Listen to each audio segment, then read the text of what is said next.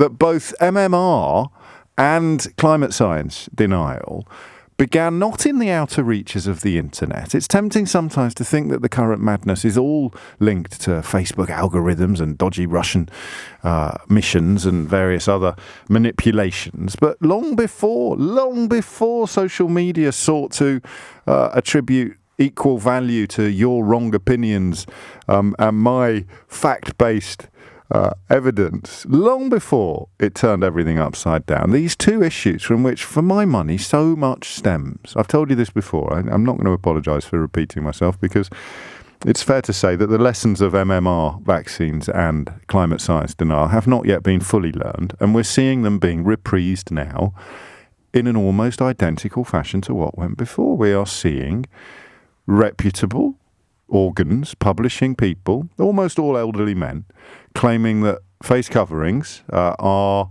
I mean, I thought yesterday when people told me that the word muzzles had entered common parlance, I actually thought you were joking, or that you'd got it off your Auntie Doris's Facebook page. But no, Quentin Letts, writing in the Times, used the word muzzles to describe face coverings, to describe a bandana around your gob. And it reminded me that the Daily Mail back in the day was a huge problem with regard to making parents suspicious of the MMR vaccine.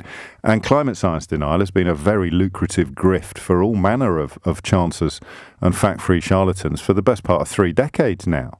And when we were talking about Brexit, and I'm so relieved in a way now that we can all talk about Brexit from the point of view of it being disastrous. You know, I fully sympathise with you believing the people that told you there'd be no lorry park on the M20, or there'd be no border checks, or there'd be no need for new customs posts or any of that. I've got no beef with you if you believed it. But now that you know you were lied to, we can at least start to have grown-up conversations again, instead of stupid mudslinging exchanges of "you lost, get over it," or "stop calling me racist" and all that malarkey. Now you know you were sold a complete pup.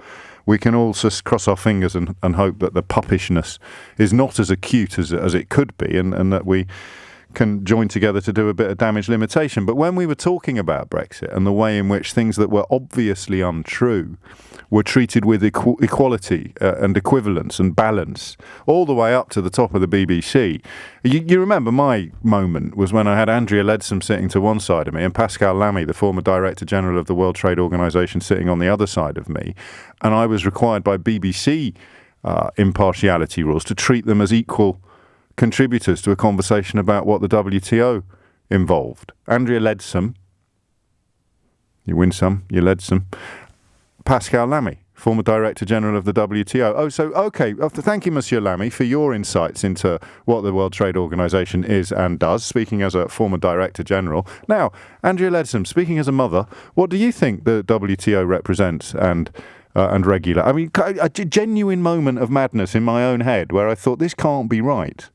This just can't be right. And Brexit, of course, wasn't science. Climate change and MMR were. And still people persist in believing that their Auntie Doris on Facebook is a greater authority, or, sadly, Quentin Letts is a greater authority on virology than science.